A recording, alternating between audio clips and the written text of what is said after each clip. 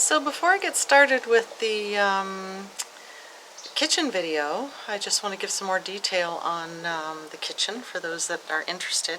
I just want to ask everybody out there to like and subscribe to our videos, hit the notification bell, and share this video with your friends and family.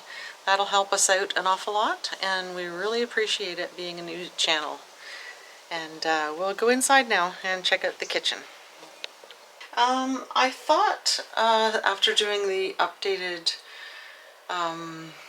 video on the tiny house that maybe I would go ahead and do one just on the kitchen design with a little more detail, just because like I said, the guys are more interested in the heater and the power and all that kind of stuff. Us women like our kitchens, and if you're anything like me, that's really the most important part of the house. First of all, having lots of sunlight. This is actually facing south, and it is an issue in the summer. I put film on this window, and we have the blind that we pull down. It still gets too hot in here, and actually my window is going to be a couple feet bigger, so facing south, so it can be an issue. We ended up putting a little portable air conditioner in here last year. But anyway, as far as the kitchen goes, these are IKEA cabinets. I think the name is pronounced vetting. They're like $20 a lineal foot, which is really economical. Now, the nice thing about IKEA is the boxes are all the same price, and then you choose, well, any kitchen is based on the lineal foot price of the doors. It's the doors that cost you so much money, and these ones are very, very inexpensive.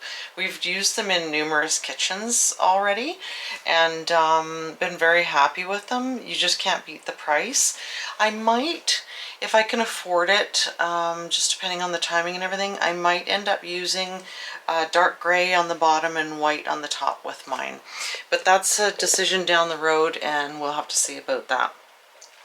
So again, the main thing was having lots of daylight in here, not feeling claustrophobic because, you know, it's dark.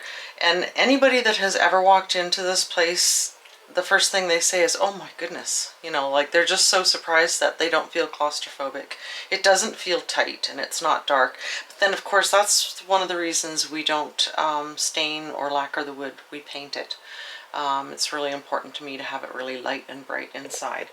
Now, like I said, IKEA is one of the cabinet companies, and again, they're very economical, but they have lower cabinets that are 15-inch deep instead of 24. In the past, I've actually used upper cabinets and just put legs on them, but then they started offering shallow lower cabinets instead of the standard 24-inch. So this is awesome. Again, I like having the extra counter space. I'm not going to have the space open underneath here because, again, I have a lot. I'm using two 40-foot sea cans for my tiny house, which of course affords me a lot more room for the kitchen. I don't believe I'm going to be putting the tiny wood stove in. I'm really hoping to put a wood-burning cook stove in. So again, that's something I've put in the design, but as far as this kitchen goes, like I said, the tiny houses that I see with no cabinet above the fridge, I just about lose my mind. I used to joke when I was a kitchen designer that it should actually be in the criminal code that if you put a shallow cabinet above the fridge, you should go to jail. If you put no cabinet above the fridge, you should definitely go to jail. I mean, that holds a ton of stuff. You know, your cookie sheets, your muffin tins, your cutting boards. I've got a roasting pan up there, and then if you got something really big like a platter, you can put it up at the top there. Things that won't fit into a normal cabinet.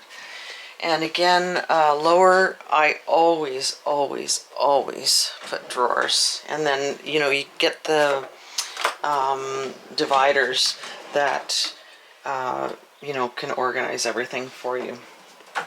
The cabinets, I basically call it Russian dolls. You basically have to stack everything like Russian dolls, and you can get so much stuff in there. That's tea towels. This one again, stack everything.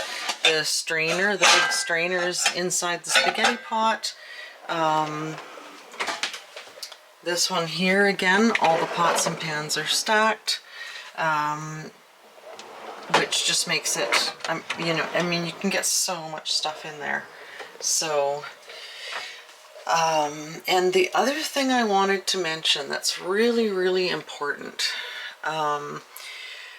these 40-inch cabinets come with 2 or 3 shelves. I think the 30-inch come with 2 and the 40-inch come with 3. What I do, which gets me, and again, this is a 24-inch cabinet above the stove and one above the sink. So they're 20 inches high and they're 24 inches wide. This holds a lot of stuff, you know, and again, this one only has 3 shelves in it, but what I'll often do, and you can see, I mean, we have generations of Corral dishes in there. He's got the pasta up there, a lot of stuff up here as well. So, but when you get to cabinets like this, what I do is I buy an extra pack of these shelves because it's like 10 bucks. And then I put the cups in there that I'm going to be using to see how high to put the shelf, because I've actually got an extra shelf in here. One extra shelf makes a huge difference, especially if you get an extra shelf in each cabinet. I didn't in those ones because of the height of the stuff. So I've got my tall oil bottle up at the top there. I can still reach it. And then, you know, you've got all the short stuff. It doesn't make any sense to me to have stuff that's 3 inches high on a shelf where you've got that much space. So it just, you get so much more into the cabinet this way. You get an extra shelf and a lot more stuff into the cabinet. So again, like I say, play Russian dolls. Now this got damaged when we moved. Where was it? It got damaged here. And then I damaged it by putting this towel holder on here. But again, when you have to replace a door or a panel, it's incredibly inexpensive to do that, especially with this door style. But even with the whole IKEA line. Again, something like this, I put under the cabinet so it's not on the counter space. And the same with the cabinets over here. All I did with this, because I knew I wanted to put the toaster oven there, was I ordered the 30-inch cabinet. What you do on the computer is you remove the doors and then you add the shallow door or the shorter doors and put a shelf in. So you kind of customize it yourself. Now these ones again are the shallow. And before I forget, the one thing about the IKEA uppers now, and I know a lot of high-end cabinet companies, you know, they boast about this. These are actually 15-inch deep now instead of 12. In the older cabinets, you can see how that dinner plate there would not have fit if it wasn't a 15-inch cabinet. These might have, but not these.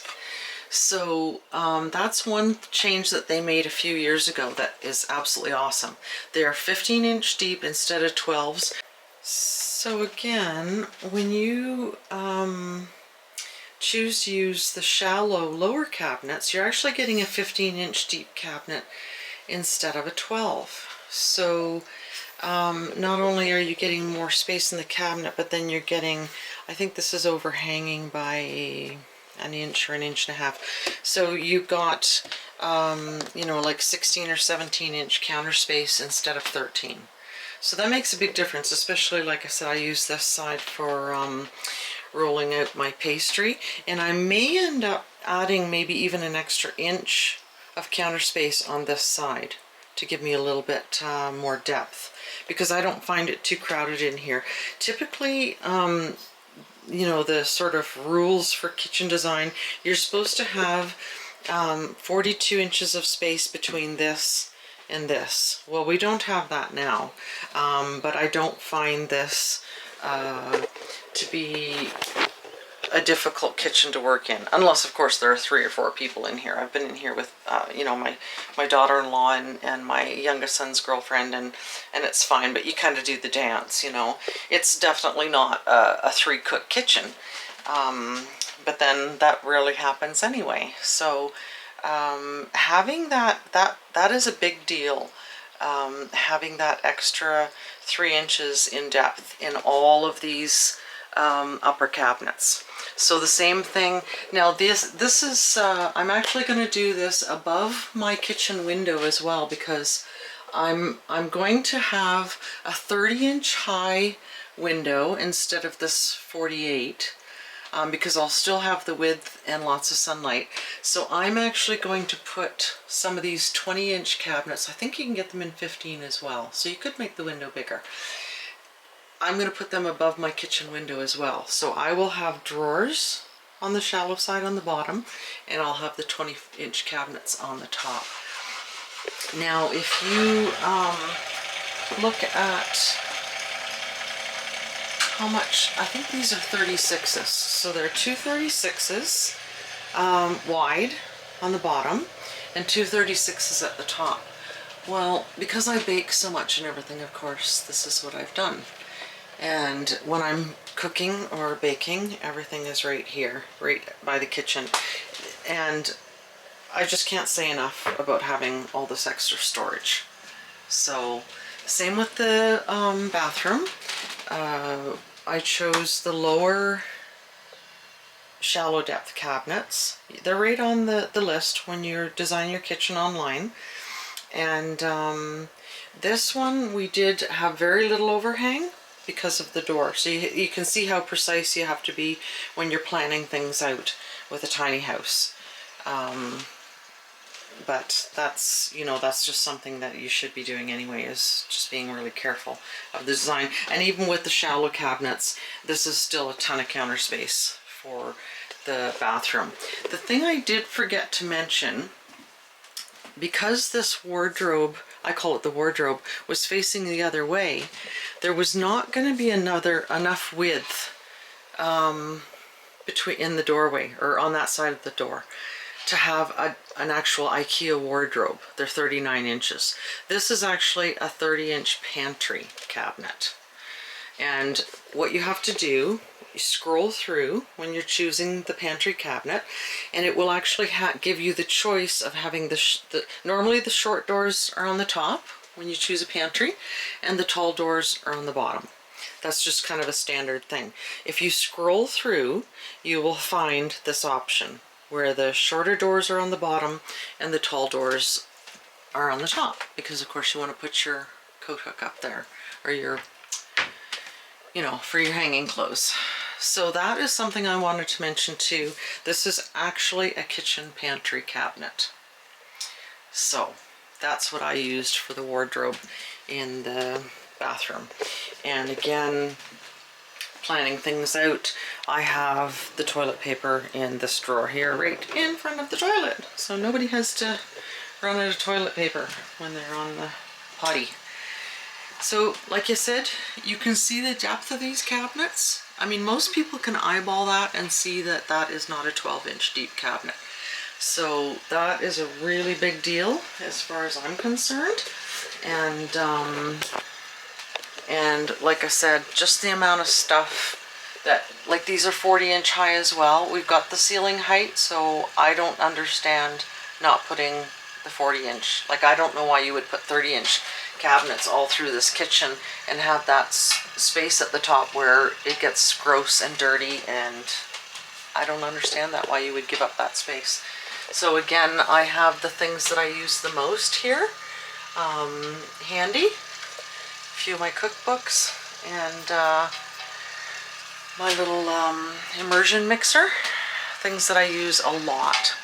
So again, it does not make sense to me to have these cabinets end a few inches from the ceiling. and give up that extra shelf of space. So I hope that helps a little bit as far as the kitchen cabinets. Like I said, they are IKEA. I've used IKEA in many kitchens. You know, when you're on a budget, you just can't go wrong, especially with this vetting cabinet door. I think they're $20 a lineal foot. The other thing is, I think these are 18-inch wide. I'd have to double check on that. The ones on this side are 36s, both upper and lower. This is a 30, and the one by the door is a 30. And then again, like I said, it basically goes 15, 24, 15, 24, 15. And then the 30-inch cabinet above the fridge. So if you lay that out, or if you want to put those numbers into the IKEA kitchen design program, I've used it many times. You basically go in, it's a finicky program. I've used the actual, like the real 2020 program that kitchen designers use, and it's just awesome. The IKEA one is really finicky, and they did improve it a few years ago, but it's still kind of finicky. I get a little frustrated with it sometimes. But you can do your design at home, and then you go into the kitchen department. You can say, I'm ready to order, and the girl goes, or guy goes through it all with you.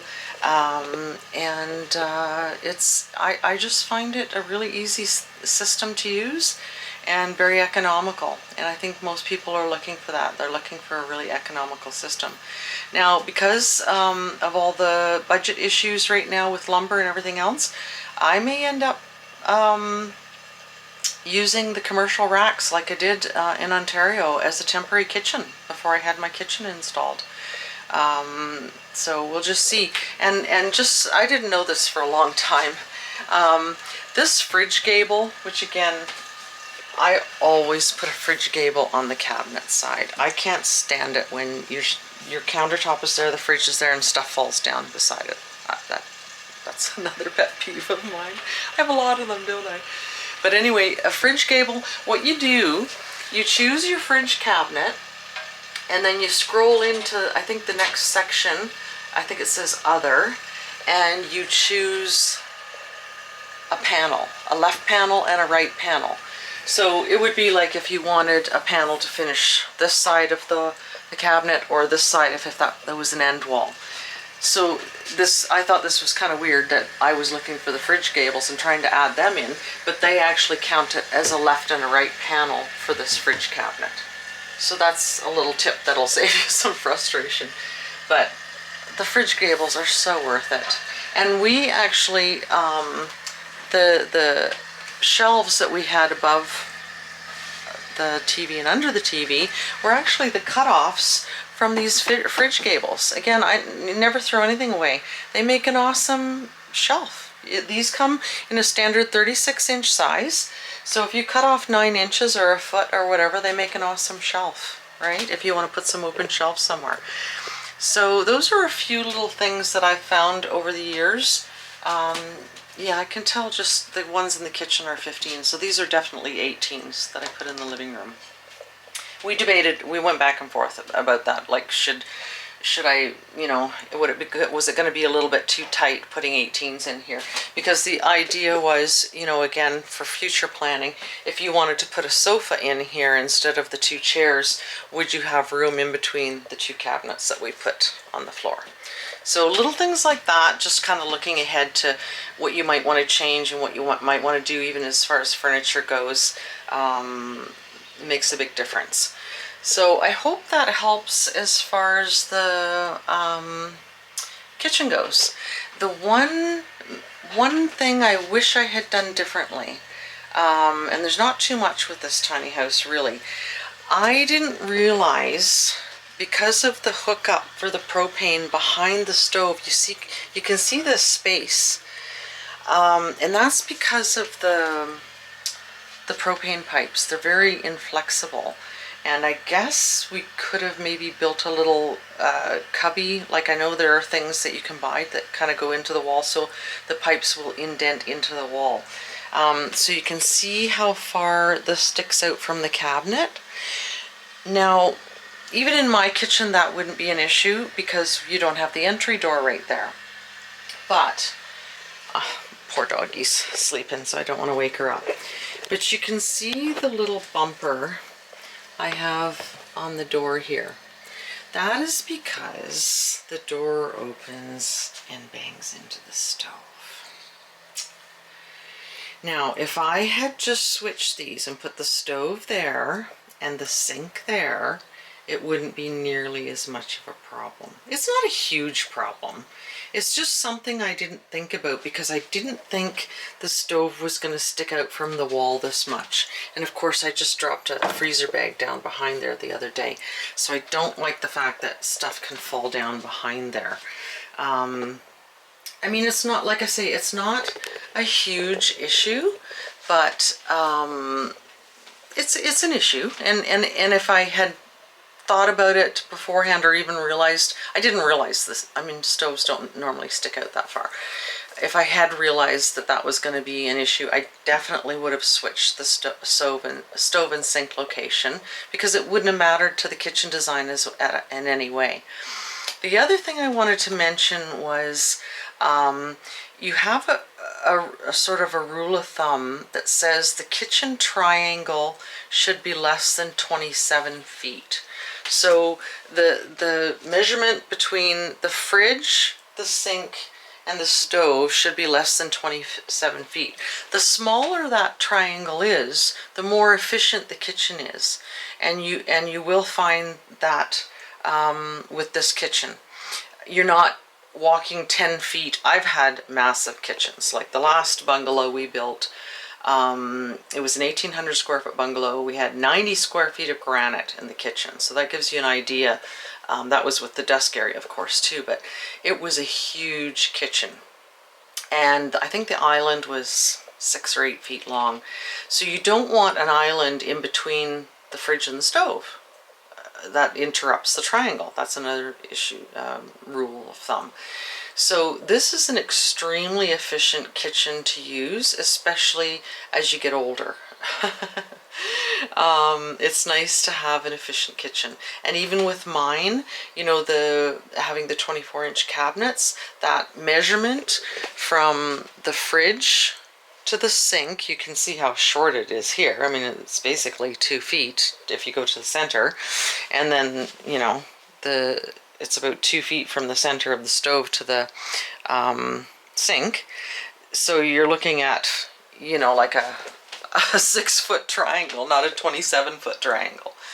So actually, I think the one side of the triangle counts from the fridge to the stove. But still, you're talking about 6, maybe 10 feet.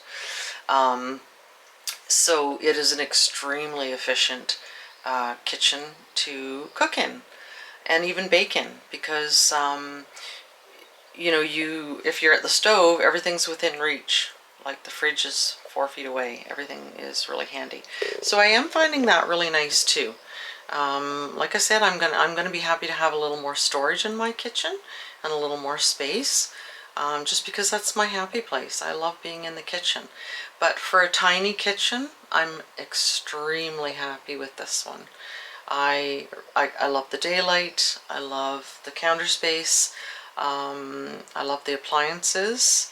And I just think it's a really good kitchen for such a tiny space. I actually enjoy designing tiny spaces more because I find them so much more of a challenge. I mean, if you have an 1,800 square foot bungalow, it isn't hard to design a beautiful kitchen.